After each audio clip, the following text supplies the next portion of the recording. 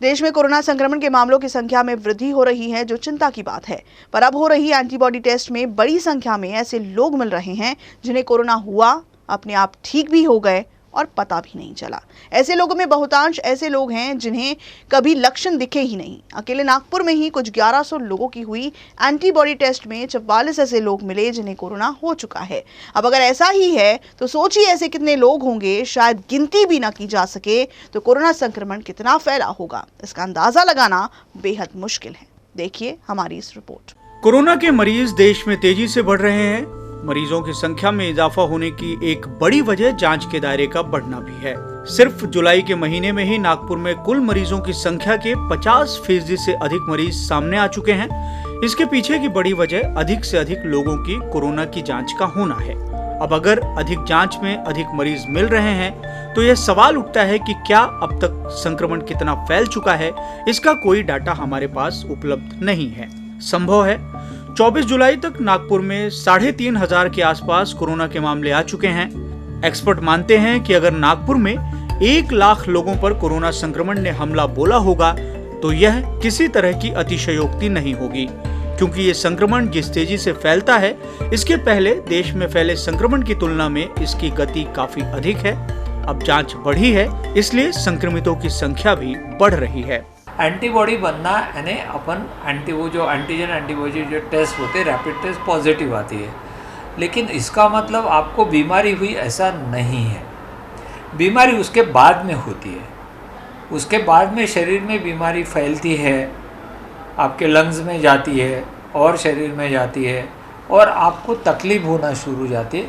तो सेंसिटिव होना बीमारी को और बीमारी शरीर के अंदर पहुंच के उसके सिम्टम, ये दो अलग अलग चीज़ है। तो हम जो rapid testing, antigen testing, antibody testing है, उससे हमें पता चलता है कि कितने लोगों को सेंसिटिव हुए हैं। अभी फ़िलहाल नागपुर में शायद 3-4 हज़ार लोगों को कोरोना हो गया है, लेकिन हो सकता है नागपुर में 1-2 लाख लोगों को सेंसिटिविटी हुई होगी, लेकिन वो अच्छे भी हो गए क्योंकि उनकी शरीर का प्रतिशत, जिसको कहते हैं इम्यूनिटी, वो इतनी अच्छी थी कि वो बीमारी आगे बढ़ ही नहीं सकी। उनके शरीर ने वो फाइट करते हुए बीमारी को हरा दिया और बीमारी निकल गई उनके शरीर से। सांस संबंधी बीमारी के एक्सपर्ट डॉक्टर अशोक अरबट के मुताबिक भारत में संक्रमण का हमला लगातार होता रहा है, इसलिए यहाँ रहने वाले लोगों के शरीर में संक्रमण से लड़ने की रोग प्रतिरोधक क्षमता नैसर्गिक रूप से मौजूद है। दिक्कत ऐसे लोगों के साथ होती है जो पूर्व से ही किसी बीमारी से ग्रसित हों, और ऐसी बीमारी जिसका कोई इलाज उपलब्ध नहीं है, जब उसका हमला होता है तो स्थिति अधिक गंभीर हो जाती है। इसलिए जो मौतें हो रही है, जिसकी वजह कोरोना बताई जा रही है, संभव है कि मौत के पीछे कोरोना का हाथ कम ही हो। इसलिए ऐसे लोगों की कमी नहीं जिन पर संक्रमण का हमला होता है और उन्हें पता भी नहीं चलता। नागपुर के टेलीविजन पत्रकार संजय डाफ इन्हीं लोगों में से एक है। कोरोना के दौर में वह लगातार अपना काम करते रहे। उन्हें कभी ये आभास भी नहीं हुआ कि वह कोरोना संक्रमण से ग्रसित है। विभागीय आयुक्त कार्यालय द्वारा पत्रकारों और अधिकारियों के लिए कराई गई एंटीबॉडी टेस्ट में वह पॉजिटिव मिले थे। डाफ के मुताबिक उन्हें इस बात का पता चलने के बाद उन्होंने एक्सपर्ट से बात की तो पता चला कि उनके शरीर में मौजूद रोग प्रतिरोधक क्षमता की वजह से कोरोना उनका कुछ नहीं बिगाड़ पाया और ना ही उनकी वजह से किसी को संक्रमण फैला। केईमचे डीन जे आहेत डॉक्टर तात्या लहाने, त्यांना फोन केला कारण त्यांचा अभ्यास कोरोनाचा बऱ्यापैकी आहे। मग त्यांनी मला सांगितलं की तुला कधीतरी कोरोना होऊन गेला, पण तुझ्यामध्ये तुझी जी इम्युनिटी पॉवर आहे, तुझ्यामधले जे व्हाईट सेल आहे, त्या व्हाईट सेलनी तो कोरोनाचा जो व्हायरस होता त्याला परतून लावलं, म्हणजे त्याचा प्रभाव कुठेही होऊ दिला नाही। त्याच्यामुळे तुला कुठेही लक्षणं जाणवले नाही आणि तुला कुठेही औषधांची गरज पडली नाही। एक अर्थ असा होता की तुझ्यामधली इम्युनिटी चांगली आहे, त्याच्यामुळे त्या कोरोनाचा जो व्हायरस होता त्याचा प्रभाव तुझ्यावर जाणवला नाही।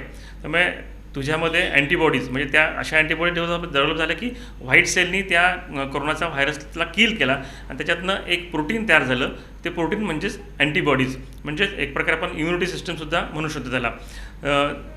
त्याच्यामुळे थोडंसं बरं वाटलं इन द सेन्स की कारण थोडासा संभ्रम होता की अरे अँटीबॉडीज कशा झाल्या, म्हणजे मला कोरोना होऊन गेला, पण मला त्याची लक्षणं कुठलीही कधीही जाणवली नाही। म्हणजे साधा सर्दी, खोकला, ताप आणि किंवा घशामध्ये खवखव कुठंच नव्हतं। त्यामुळे थोडीशी मनामध्ये भीती होती जेव्हा पॉझिटिव्ह निघालो किंवा की अरे आपल्याला कोरोना होऊन गेला, कारण कोरोनाची दहशत सगळ्या जगामध्ये आहे आणि आपण पाहू शकतो की कशाप्रकारे सगळ्या रुग्णावर उपचार आहे किंवा बाकीचा विषय असतो.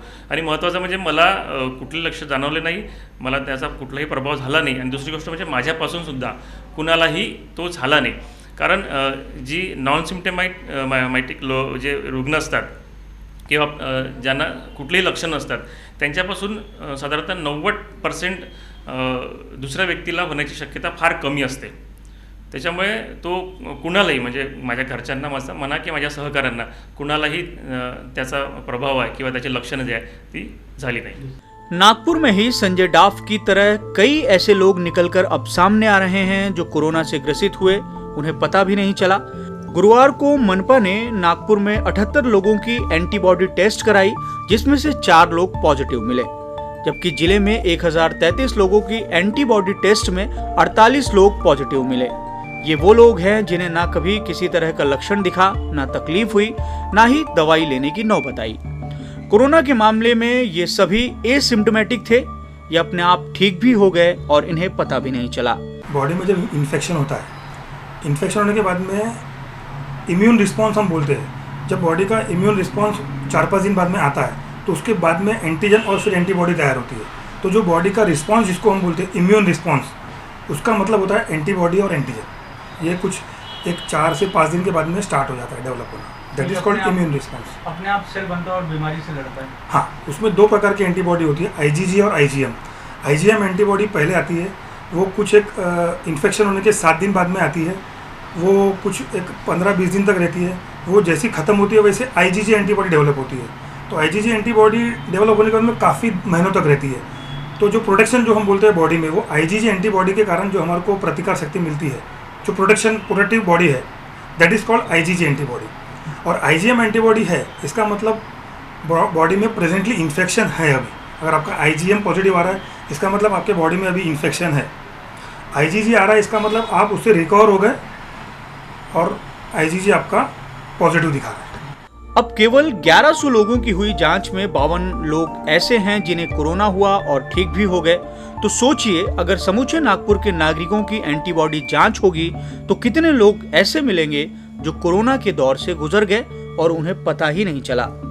एक्सपर्ट ये भी मानते हैं कि दिक्कत उन मरीजों में अधिक है जिनमें लक्षण दिखाई दे, वो किसी बीमारी से ग्रसित हों, बावजूद इसके उन्हें समय से इलाज ना मिले, जिसकी सबसे अधिक जरूरत होती है. सांस से संबंधित बीमारियों से जुड़े लोगों के साथ ये खतरा अधिक हो सकता है. डॉक्टर अरबट के मुताबिक ऐसे लोगों को इन दिनों सतत अपने डॉक्टर के संपर्क में रहना चाहिए. इस बीच एक प्राइवेट लैब ने दावा किया है कि देश में 18 करोड़ भारतीयों को कोरोना वायरस संक्रमित कर चुका है. इस प्राइवेट लैब का दावा है कि 300 शहरों में मिले 75,000 सैंपल के आधार पर कहा जा सकता है कि 15% भारतीयों के शरीर में एंटीबॉडी डेवलप हो चुकी है. इस तरह देश की आबादी का 15% यानी कि 18 करोड़ भारतीयों के शरीर में एंटीबॉडी बन चुकी है. यानी कि इन 18 करोड़ भारतीयों को कोरोना वायरस ने अपनी चपेट में ले लिया और इससे ये खुद ब खुद ठीक भी हो गए.